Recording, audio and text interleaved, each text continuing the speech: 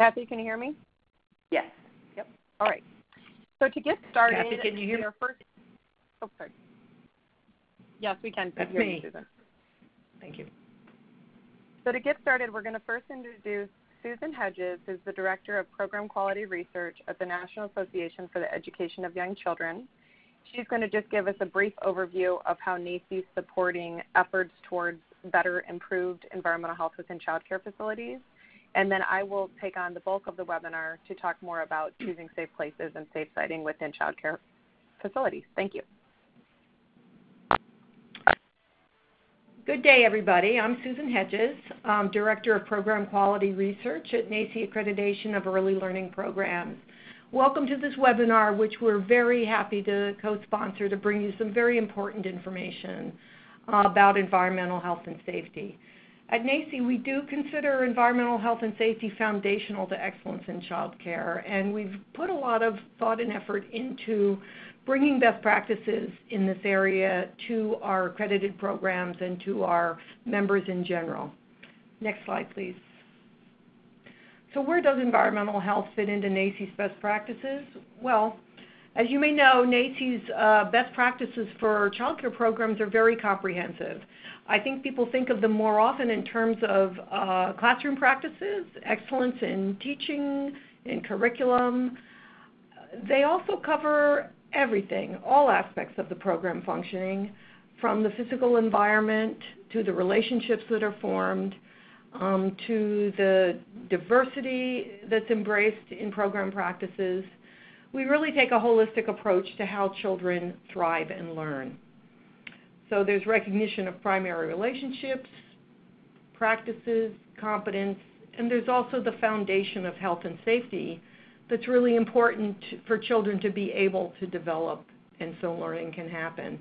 And that's the subject of today. It's the thing that I find sometimes directors don't have enough time to think about. And so if you've joined us today, thank you for joining us, because this too is important. I think sometimes you have a lot of demands on your time, things that are right in front of you, and thinking about these foundational issues can get pushed back a little bit. So today's a good day to talk about that. Next slide, please.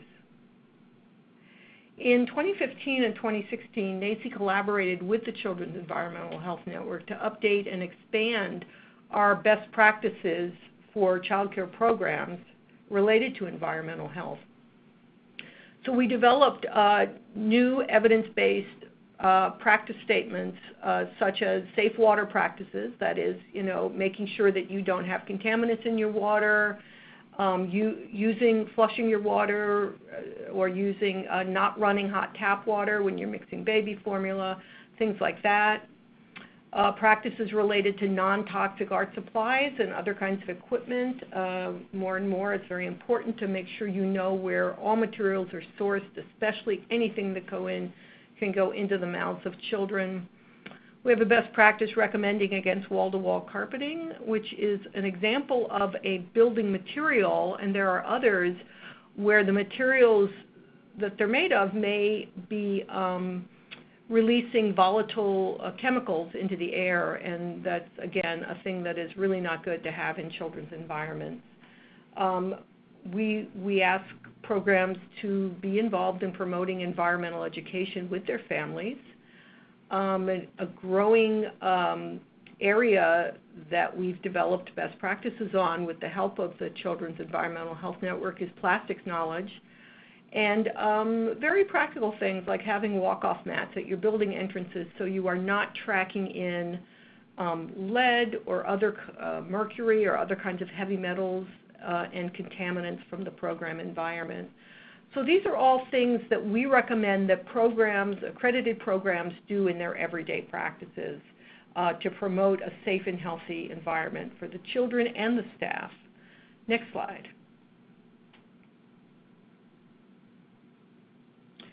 Today we're talking about safe siting. Where does that intersect with NACE? Well, in a funny way, it kind of doesn't, because NACE accreditation begins when child care facilities are fully operational. hopefully you've considered major safe siting issues before you've opened the site. However, our early childhood professionals need to know about the need to evaluate the safety of potential facility sites. And so we are committed to bringing you all relevant resources, whether it's directly related to accreditation or just very highly indirectly related to accreditation, which this is. So we're happy that we're talking about this. And that said, welcome again to the webinar. I'm going to turn it back over to Hester to tell you all about it. Thank you. Great. Thanks, Susan. I just want to make sure you guys can hear me again. Yes. Thank you. All right, so thanks for joining, guys. We're going to talk about the safe siting of child care programs. If you're still not kind of completely clear what that means, we will get into in a minute. But first, I just want to tell you a little bit about the Children's Environmental Health Network. So the Children's Environmental Health Network is a national nonprofit organization based in Washington, D.C., and one of our primary programs is called EcoHealthy Childcare, which you may or may not have heard of yet. And ultimately, this program is kind of the nexus point of early care and education, and also thinking about trying to reduce or avoid toxic chemicals within these environments. We are going to talk about that a little bit more. Then we're going to get into the Agency for Toxic Substances and Disease Registry's new program that was released a little over a year ago, which is entitled Choose Safe Places for Early Care and Education. They have a guidance manual. They have some tools that we can use. They have a website that shows us which states have specific funding to further this work. And we're going to better understand what does safe siting mean and how can we pay attention to where child care facilities should or should not be located, and what we don't want them in too close of proximity to. And then finally, we'll end by talking about collaborative efforts and where you guys can go for further information. So the mission of Children's Environmental Health Network, again, a national nonprofit based in Washington, D.C., is ultimately to protect young developing children, both in utero, so of providers who might be pregnant or wanting to become pregnant, all the way from young children of 0 to 6 years. All the information that we cover or promote within Children's Environmental Health Network is applicable to adults and older children. But again, we're trying to really focus on the research and content pertaining to those extreme developmental years of 0 to 6.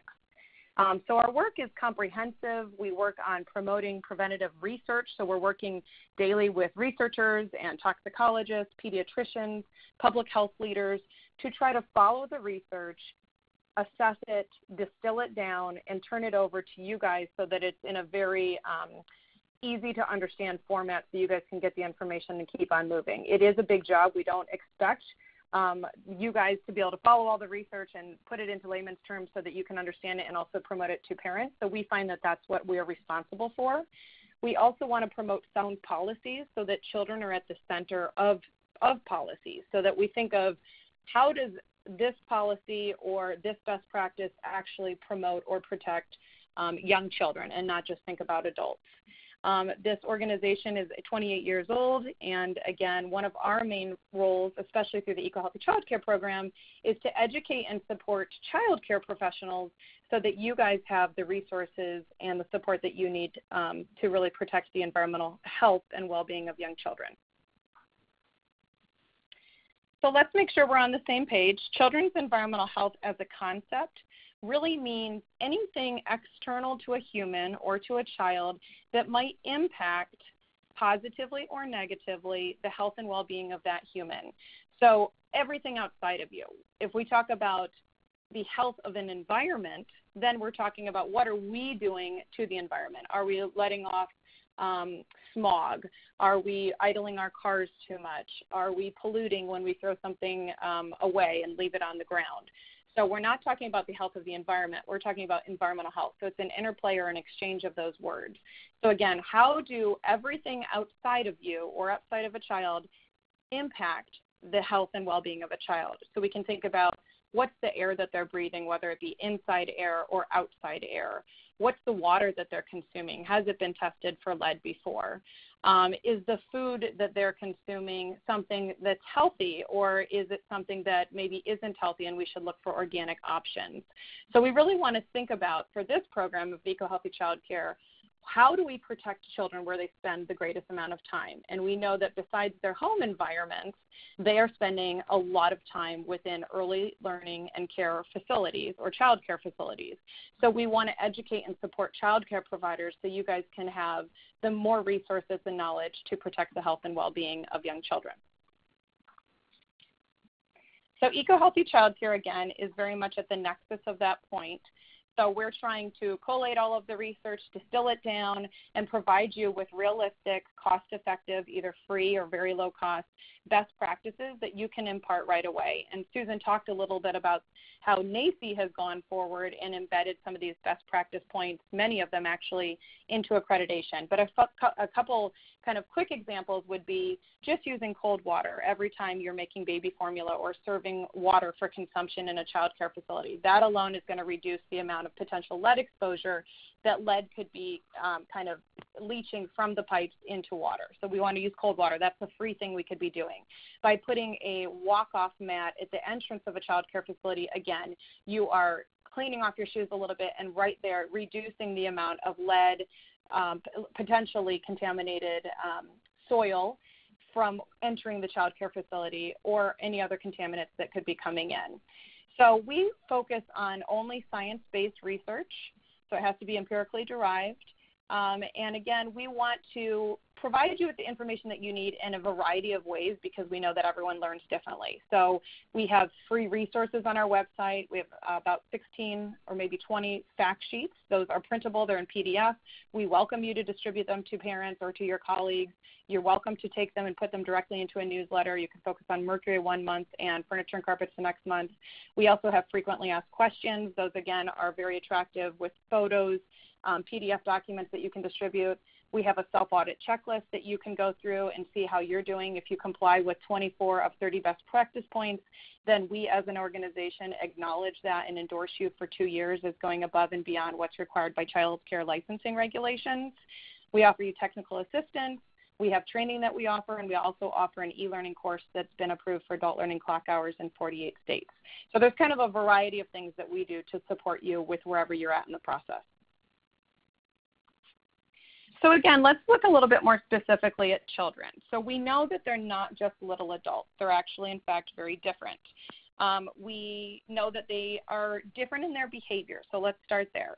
They're lower to the ground. So even if a child is already standing and walking, if you think about how tall they are as compared to a typical adult, say at 5'8" or maybe 5'9", depending if you're male or female, they actually are breathing in a different level and a different type of air quality in a contained room than an adult would. And an easy way to kind of illustrate that is thinking of wall-to-wall carpet. So Susan already said in NACI, they suggest that people don't use that. And the reason is no matter how much you vacuum or try to clean, when you have wall-to-wall carpet, it's hard to pull all of the dirt and the dust and what other residues may have ever fallen on the carpet. And you can think right now, if you've ever pulled up carpet before, wall-to-wall carpet, it's very gross on the underside. And that's because any spray that's ever been in that room, any moisture that's ever been in that room, basically gathers with the dirt and the dust, and it falls into the fibers of the carpet and stays there. And so ultimately, other than kind of looking gross when you pull up the carpet, those contaminants are negatively impacting the quality of air at a lower level. And so just the stature of a child is going to affect what type of environmental health hazard exposures they have. So take that example and think of a child who's not yet crawling and they're just sitting in one place, maybe around 6 months, right? Or maybe they're laying on their belly and starting to roll over. And so the air quality is different just because of their size and their stature. We also want to think about their behavior. So they learn naturally by putting things in their mouth. That's how they discover things. And so you don't typically see an adult taking things, putting it in their mouth to try to learn more about it, but that's a natural and very developmentally appropriate behavior for a young child. So if that toy has been dirty or maybe accidentally sprayed by a household cleaning product or maybe a pesticide product, then those contaminants are going directly into the baby's mouth just by way of having a product out, using maybe some unhealthy, eco-healthy choices, and then it ends up on the product and then again is consumed by the child or licked by the child in their mouth. We also know that kids discover by putting dirt in their mouth. So just thinking about the behaviors alone. Also, we want to think about how kids eat proportionally, drink more, and breathe more air than adults. And that's just a mere fact of where they're at developmentally and the fact that they have, like if you think of a typical child, every 2 hours they're very hungry. So if we don't have a lot of food variability and they're eating the same types of food, we want to be really conscious of what those foods are and whether or not they're safe and healthy. So an easy example of that is thinking about a young baby, and if they are formula fed, where is that formula coming from? Is it powdered formula that you're adding water to? And if so, let's be conscious of whether or not we have paid attention to and tested our water for potential lead exposure. If you're thinking about breast milk, then you want to really be conscious and thoughtful about what mom's been exposed to when she had baby in utero or when she is breastfeeding, because certain contaminants could be affecting the health of her breast milk as well. Also, we know that children are more vulnerable because their organs are still developing. So again, you guys know this very well, being experts in this field, but they are at that extreme phase developmentally of everything growing rapidly, whether or not we're talking about their cognitive function and their neurological development to their physiological development. If you think of how much you've grown in the last 6 years, it's probably not much. Maybe we gain or lose a little bit of weight, maybe we have a little bit more wrinkles, but we're not changing that much physiologically, whereas a young child is really changing a lot from the time that they're born until the age of first grade when they're six years old running around with their friends.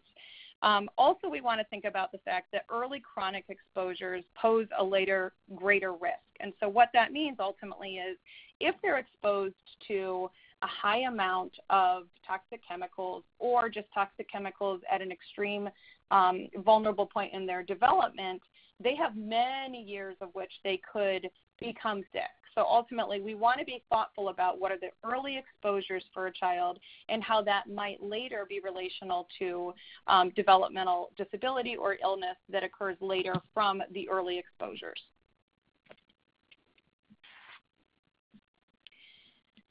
So children's environmental health and child care facilities is why the EcoHealthy Childcare program exists.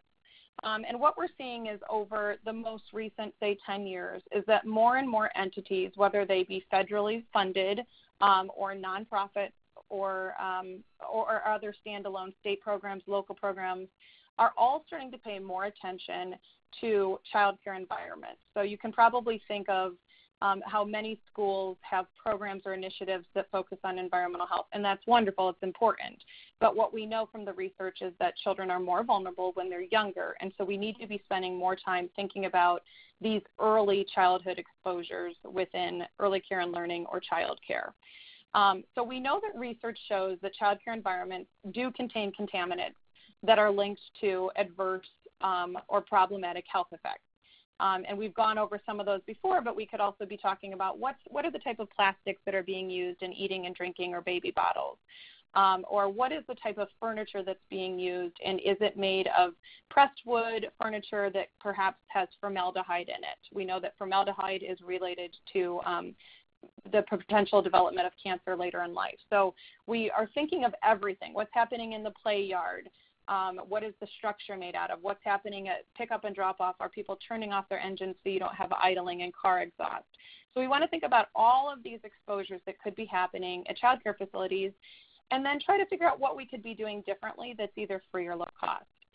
We know that children may experience chronic exposures during critical windows of development. We've gone over that a little bit, but ultimately that means when these guys are so little and they can't metabolize chemicals or anything as well as adults because of our more advanced systems, we have to be really careful of what they're exposed to, and we are ultimately the deciders for them. Generally, childcare has been overlooked as comparative to other environments such as schools, but that's changing, and there are definitely more efforts and more initiatives focus on childcare environments, whether that be Head Start, Early Head Start, center-based, or family childcare. We know that child care professionals could be receiving more information or education on environmental health in general. The reason we feel confident saying that we know that that's something that needs more support is Our training that we have delivered, it's a 5-hour training in 33 states. Almost every time we deliver that training, people in the audience will raise their hand and say, I haven't ever had training on environmental health specifically before. So we're trying to increase the amount of resources and materials that can be made available to you pertaining to environmental health. Also, we want to think, again, not just of the children in child care facilities, but of the providers who are caring for them. So predominantly we know that it's a female workforce. We know that they're young, and we also know that many of them are childbearing. And so we want to be thoughtful about what their exposures are, because they later could be having children or pregnant then, that we want to protect the babies in utero. So approximately 13 million U.S. children less than 6 years old spend some time in early care and education. And that's where they may be exposed to potentially harmful chemicals during critical periods of development. Safe siting is thinking about where are those 13 million children spending time. And so has the child care facility been assessed for its location? Have we thought about whether or not it's right next door or maybe in too close of proximity to a gas station or a nail salon, a funeral home, or a dry cleaner? These are some of the examples. And to date, we know that some states, such as New Jersey and Connecticut, have fairly robust programs focusing on exactly this. Let's really pay attention to where child care facilities are located. But the majority of states don't have programs or initiatives in place until recently, and that's what we're going to look at more of today. But clearly, once somebody says it to you, or I know the first time I heard it, you realize, wow, that is something obviously I should pay attention to, because naturally you could have contaminants either going into the water, going into the ground, passing through the air, that could be affecting the health and well-being of children in child care facilities. So ultimately, the goal of this program is to really focus on addressing child care locations, ideally before they ever open, so that we can make sure that they are in safe locations for care. So the Agency for Toxic Substances and Disease Registry, or often referred to ATSDR, that's the acronym, is a part of the Center of Disease Control and Prevention. And ultimately, their role is to protect communities from environmental health threats through following science. They work within 6,000 communities and ultimately became involved in focusing on the safe siting of early care and education facilities because different instances came to them where there were programs that were found to be too adjacent to or close to things that were problematic, such as, again, dry cleaners or nail salons or gas stations. And so when they had a few of these inquiries, it ultimately led them to realizing there weren't enough regulations or initiatives or programs to support states, and so ultimately developed this whole program on safe siting. So ATSDR is focused on facilities where programs operate, and really it's intended at this point, the guidance manual for centers, daycares, preschools, kind of however you would like to coin childcare, nursery schools, Head Start facilities, for-profit, nonprofit, and publicly funded programs. The guidance manual is not at this time intended for family childcare or home-based programs, but ultimately many of the approaches can be applied to those environments as well. So Choosing Safe Places for Early Care and Education was launched in 2017 by ATSDR. And ultimately the mission, again, is to ensure that these programs are located where chemical hazards have been considered, addressed, and ruled out or mitigated, so basically take care of the problem, to best protect children's health. The way they've gone about this is that they have funded 25 different states to basically create their own program or initiative for how they think best appropriate within their own respective state. I'll show you guys a map in a moment of which states those are. And so those 25 states are funded right now. We're in year 3 of a 3-year program. They are expecting to continue the funding. Some of those states might change from one to the next, but the majority are expected to stay the same. And again, the process is in year 1, these states predominantly their health department, so state health department would have received the funding, is to kind of understand the landscape of childcare, who's who with licensing, who's who with quality rating and improvement systems, what are the leaders of childcare in that state? Is it the state chapter of the Association of the Education of Young Children, or is it the Child Care Resource and Referral Agency? But ultimately, who's who and what roles do they play? The year 2 was to create a plan, and in year 3 it was to implement that plan. And so we're just beginning right now that 3rd year of implementing a plan. They also, ATSDR, have national partners. So we're one of them, the Children's Environmental Health Network, also the Environmental Law Institute, and then also the National Association for City and County Health Officials. And we're all taking this role of trying to support the 25 states in understanding how best to work with child care leaders to make progress more quickly. So here's a map of the states that are currently funded. It would be your states in blue there. And again, these are the states that have received funding to specifically create a program or initiative within their state around safe siting. And people are doing it in different ways. Some people are putting screening tools on various websites so that child care trainers or health consultants or providers themselves can try to screen where they're located and see if they need more support. Other states that we'll look into specifically, like New Jersey, have programs in place where you can't receive a license or a license renewal until you go through certain processes of paying attention to where you're sited. So first we're going to look at some examples of improper siting of child care centers or child care facilities so that we can make sure we're kind of all on the same page of understanding this issue. So you may have been familiar with this because it was a big national scare. It still is, concerning even to just think about. But located in the state of New Jersey, there was a child care facility called Kitty College. And ultimately, they opened a child care facility not paying attention to or not giving enough weight to the fact that this building was formerly used for a mercury thermometer factory.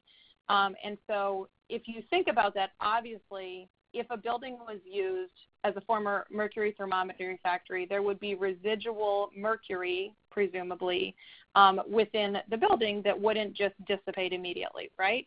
So to provide you with the context of understanding how scary or how much of an environmental health hazard mercury is, we know that it only takes 3 grams of mercury to contaminate a 60-acre lake, and in a typical mercury thermometer, there's only 2 grams of mercury. So if you just think of slightly more or 1.5 thermometers breaking ruins or makes contaminated the fish and the water within a 60-acre lake, that tells you how concerning this was, that children were being cared for in a facility that was a former factory.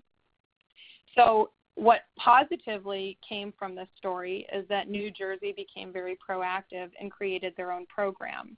And so their approach is, following this discovery of mercury contamination at the child care facility located on the site of a former thermometer factory, the state of New Jersey put in place a variety of legislative and regulatory reforms aimed at identifying and addressing environmental contamination at a facility before it's licensed for child care use. And so ultimately, at the time of an initial application for license renewal, or facility relocation, a child care facility in New Jersey must submit to the Office of Licensing an approval from the State Department of Environmental Protection, DEP.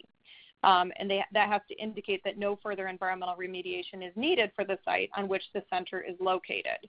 So in general, what that means is that a child care facility would have to undergo a preliminary assessment that's kind of done in accordance with DEP's technical requirements. So paying attention, okay, before I open up a child care facility, I need to make sure I've gone through and assessed what the building was used for, paid attention to close proximity of other potentially problematic businesses or industries nearby. So this was another example. This was in Wisconsin, and it was a situation where ultimately many different businesses were located within the same strip mall. So there was a gas station within the strip mall, also a store, and then also a child care facility. And ultimately, workers within the child care center were complaining of strong gasoline smell, right? That doesn't seem too far-fetched to imagine that. And indoor samples identified that there was benzene, which is something that we know is consistent with increased cancer risk. Also, there's obviously a potential for fire or like an explosion hazard. So in learning about this situation, ATSDR recommended that the child care center completely relocate until action was taken to ensure that vapors were not releasing into the daycare. So there wasn't kind of vapor intrusion of the gasoline smells into the child care facility. And again, obviously, people are not locating facilities meaning to be harmful, but we just want to raise the level of awareness so that people can think more comprehensively about what they might be near. So this is a helpful diagram to just kind of help our frame of thinking and look at the different types of exposures.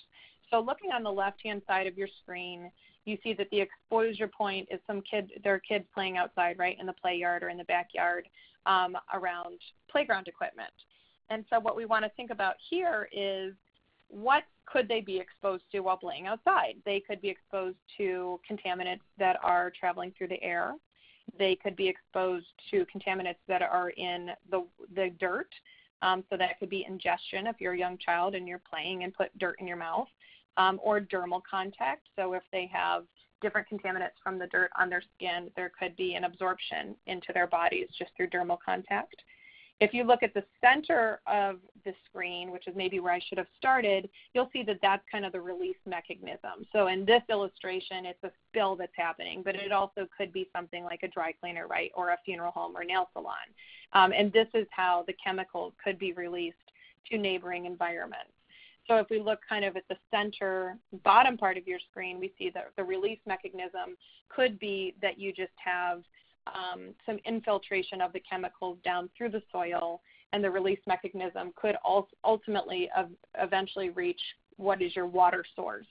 If you follow that from the bottom of the screen to the right, if you are having contaminants go from the ground to your water, eventually that water is going to be accessed again for drinking, and that's where you follow it on the right-hand side of your screen from the bottom to the top. So the exposure point could be where somebody is drinking water, and have we thought about whether or not that water is contaminated? Have you thought about lead service lines and how water goes from the main pipes underneath roads through the smaller piping into your facility? So ultimately, this is just to illustrate that there are many different ways we can be exposed to these chemicals. And it could be breathing, it could be drinking, it could be putting the soil in your mouth if you're a young child. So looking at, what is the national estimate of the problem? How big are we talking here? And so using GIS data, ATSDR found in the United States that out of about 115,000 child care centers, again, remember we're talking about child care centers, not family child care homes, about 76% are around potentially contaminated sites. So I don't want to stress you all out because 76 is obviously a high percentage. But what we know is basically 76% of facilities should be looking more carefully at where they're located. And an example of that would be of the 115,000, 15,000 were within 500 meters of a major roadway or a major air emission source. And so just thinking of that kind of easy example, many of our child care facilities are located in an urban environment. And so we want to think about how close are we to major roadways and sources of emissions. But ultimately, we know that the location information on child care facilities was actually distilled from the latest of 2014 Homeland Security Infrastructure Program. And the data set does only include center-based child care locations. So it doesn't include your group or family child care homes. The limitations of the GIS is that we know that proximity does not always mean exposure to contaminants, right? So even if you are in kind of close proximity to one of the aforementioned businesses, it doesn't necessarily mean you have a problem, but it means we want to be thoughtful and really look into that. And then also we know that this data doesn't include non-licensed child care facilities, so like your license exempt type of care where maybe grandma or auntie is watching the children at home. So we want to prevent environmental exposures, and so now we're going to look at how are people doing that successfully within a couple leading states. And New Jersey and Connecticut have very much been leading the way, and that's so fortunate because other states who are starting with these programs and initiatives can look to these two states and kind of see what's being done well and avoid challenges that have already been experienced by these states. So New Jersey put into place new licensing regulations, which we've talked about, right? So if the building was ever classified as a factory or an industry or high hazard storage, dry cleaner, nail salon, gas station, or funeral home, then we know obviously that they are going to have to go through their very comprehensive indoor environmental health assessment. And that can be performed by a licensed indoor environmental consultant. Connecticut, more specifically, what we'll look at in a minute, did not change child care licensing regulations, but New Jersey did. So in looking at New Jersey, we know that they must obtain a site remediation clearance through the State Department of Environmental Protection before they can get a child care license. We know that they have to certify whether or not the property was used for certain past usages, like we've talked about, the nail salon or the dry cleaner. And we also know that ultimately they have folded this into their child care licensing process. So in a way that's very nice for the longevity of the program. And it's also nice for continuity throughout the state. The last thing I'll just share here is that the New Jersey Department of Health kind of reviews the assessments that are done by the agency visits and make sure that there is demonstrated compliance with the standards. And they're also looking at radon, asbestos, and lead. So it's very comprehensive. And looking at Connecticut, they had a different approach. So this is a non-regulatory approach to addressing environmental health hazards. And ultimately what they did is they created the SAFER program, which stands for the Child Daycare Screening Assessment for Environmental Risk. And so they just referred to that as the SAFER program. It was initiated in 2010. And what they do is they cross-check a variety of databases for known environmental health hazards. They use the process of a child care application form to request information about potential site hazards. And then they basically train inspectors to identify potential hazards. But I think the important thing here is it's different from New Jersey in the sense that it's not a regulatory approach. It's not done in partnership with licensing. It's more done in alignment, if that makes sense. So when you're going through the licensing process, there are some application forms, and they're kind of triggering you to look further into the site location of your child care facility. They also, through the SAFER program, offer technical assistance for addressing environmental hazards. So they're going to help you either by the phone or coming out to your facility. They're going to kind of help support the process of paying attention.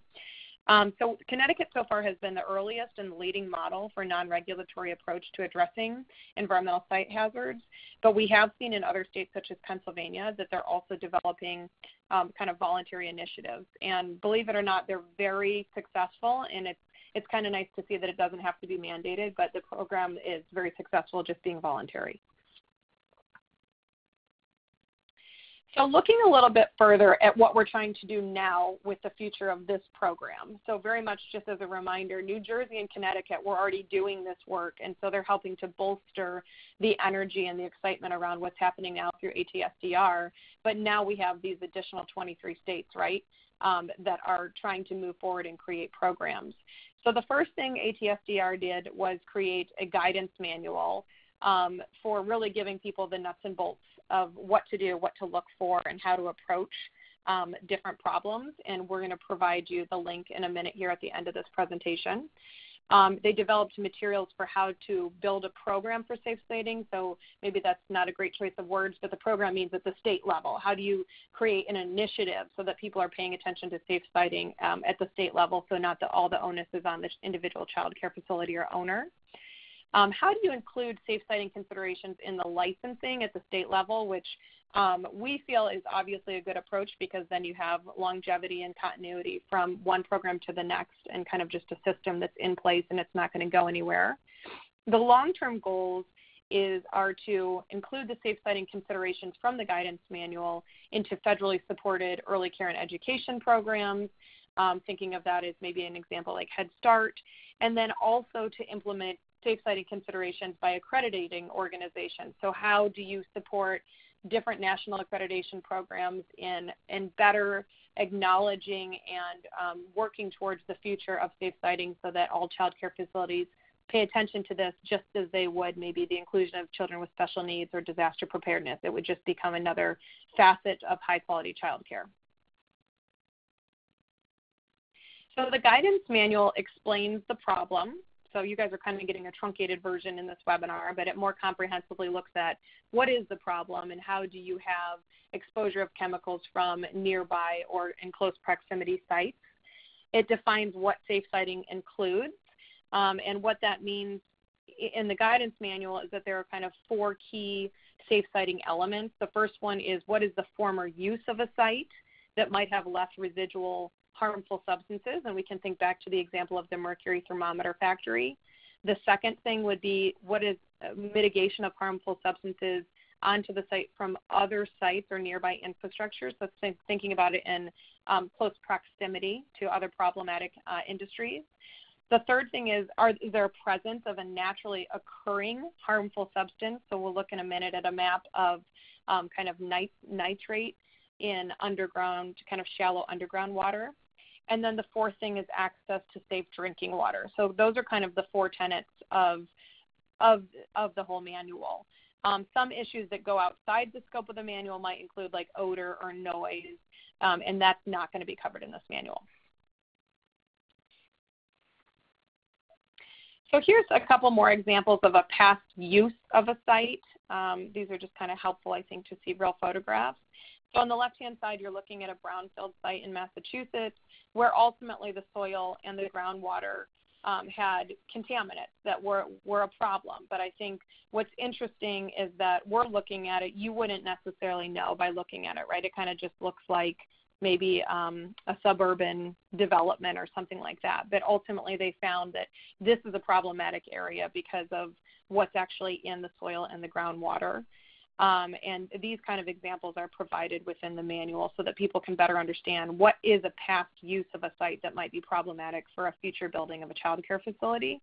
On the right-hand side, you're looking at a former mill based in Connecticut, and ultimately it was found to contain asbestos and mercury and metals, that were of concern. And so again, this is not a building that should be transformed into a child care facility because of what it was historically used for in the past.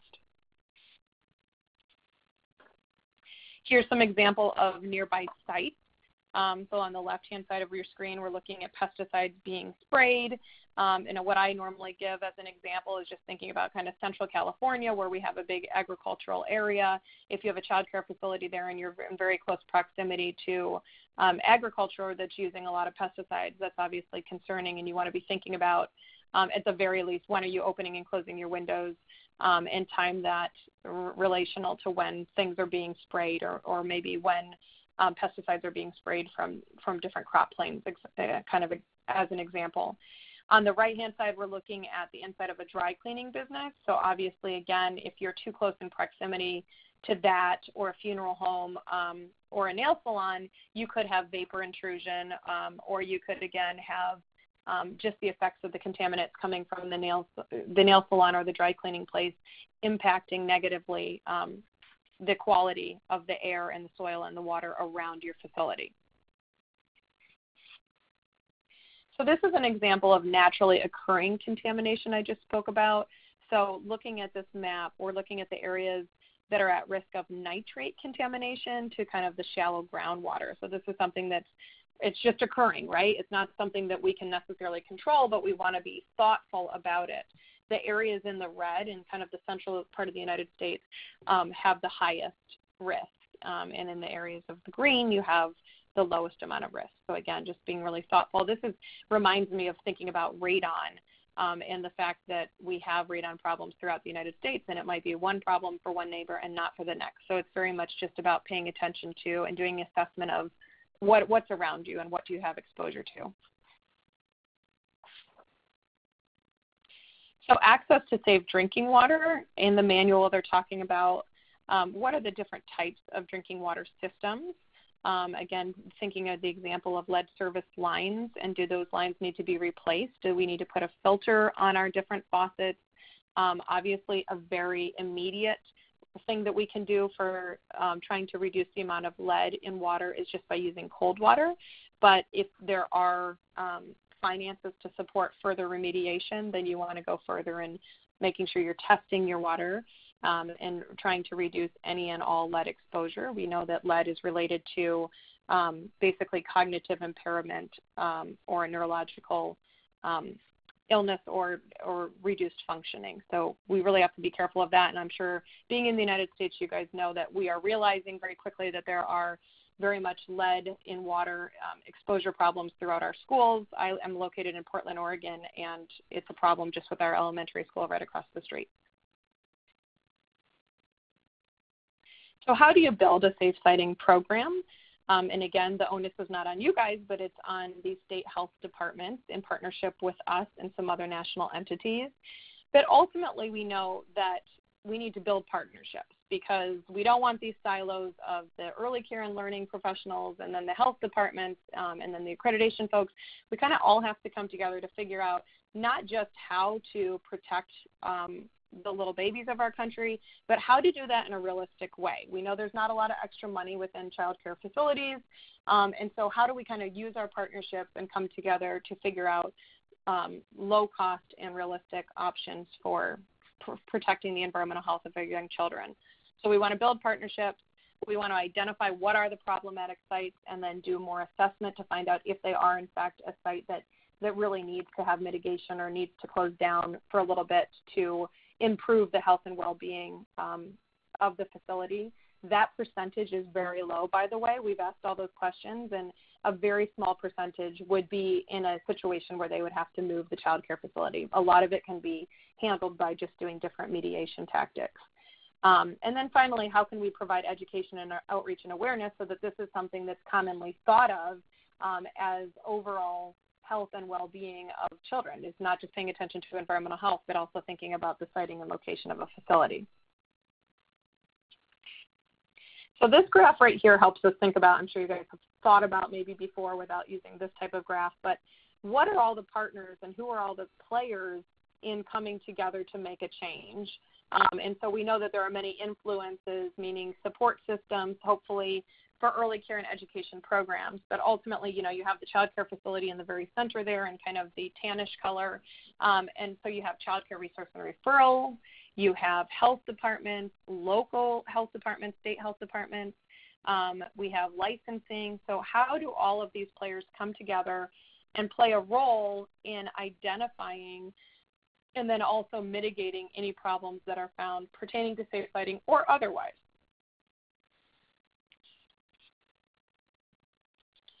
So in looking at some program successes, we know that these programs do work. And again, a reminder that the Connecticut one is the non-mandatory one, so it's a voluntary initiative. But since 2007, 46 potentially problematic sites were referred to the health department, which really is not very many if you think about, you know, that happening within the last just slightly over 10 years.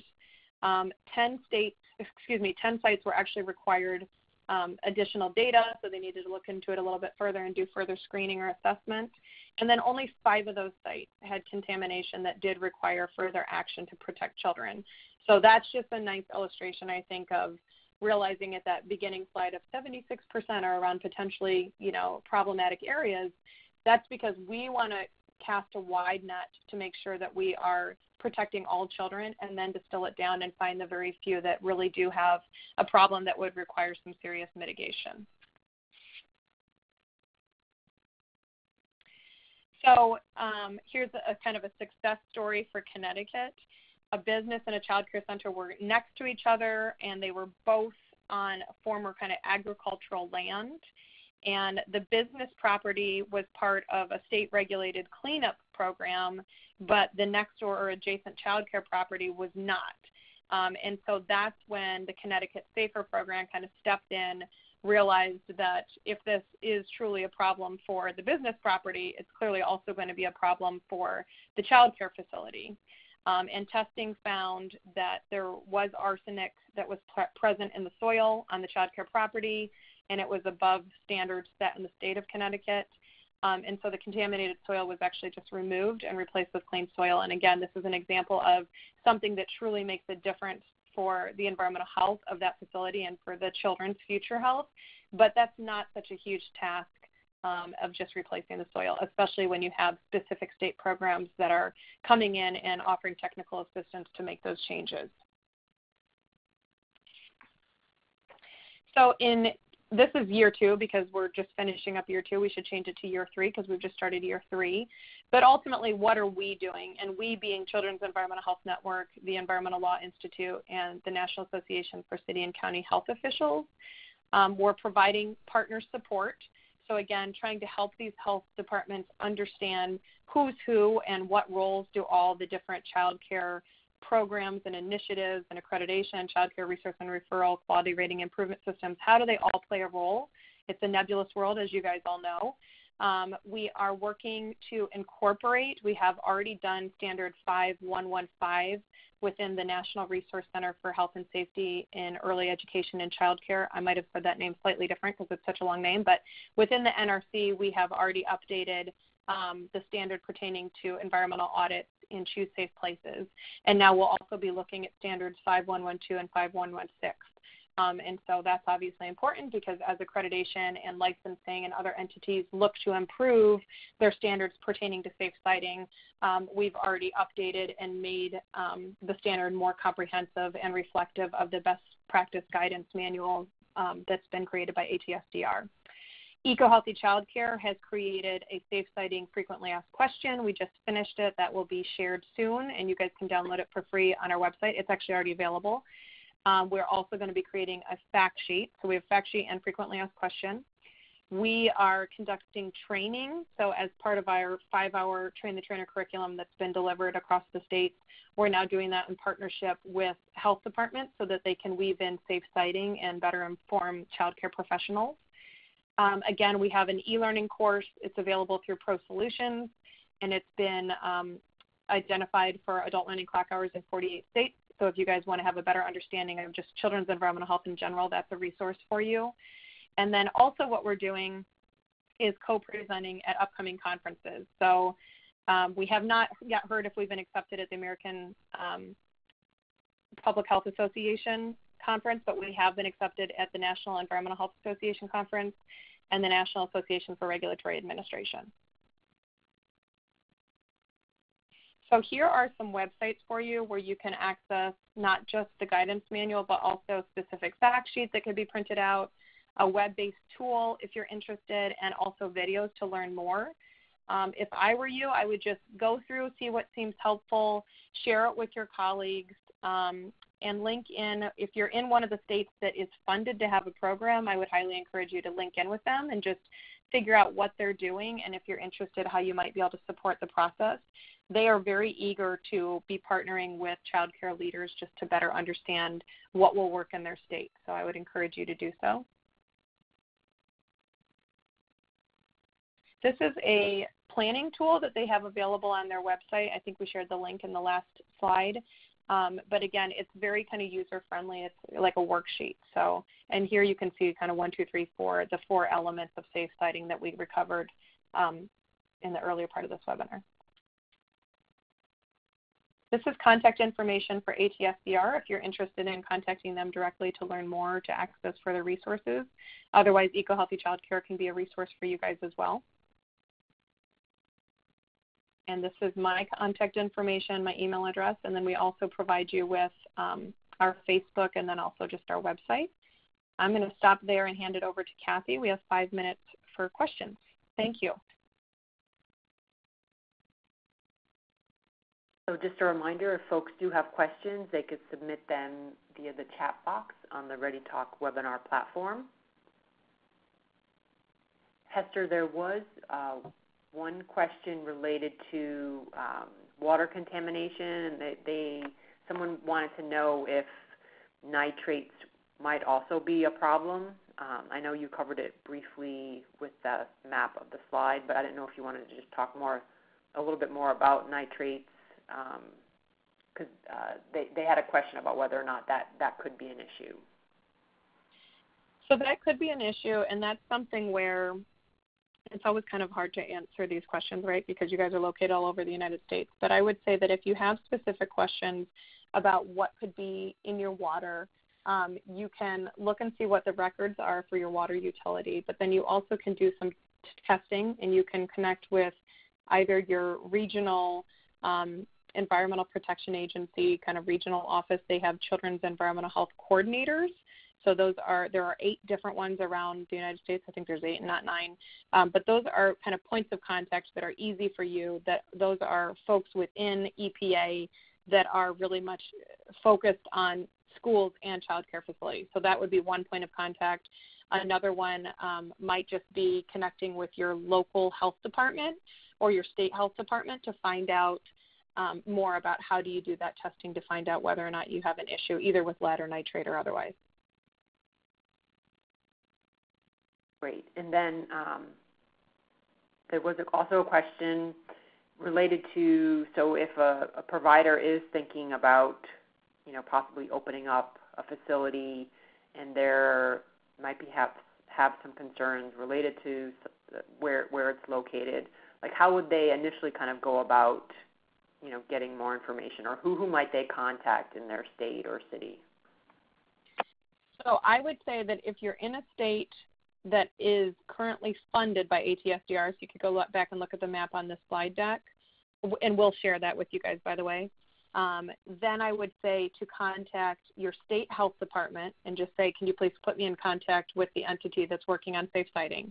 If you are not within one of those states, then you could either contact us or you could contact ATSDR directly, and we can figure out who to point you to for further support. And what I didn't say in this webinar, but what is important, is many of the states that are not currently funded by ATSDR on this slide are still creating programs and are doing initiatives. It was just that there was only so much money to be distributed, so 25 states were chosen. But many states that are not funded by ATSDR are creating programs. So I would just start by going to your state health department, figure out who is the point of contact for safe siting. And again, if you're not in a state that you believe has any funding or maybe any initiative that's going, then I would go to the federal entity. And by all means, people will figure out how to support you, because the whole point at this kind of phase of the game is making sure that there's awareness and interest and motivation to care.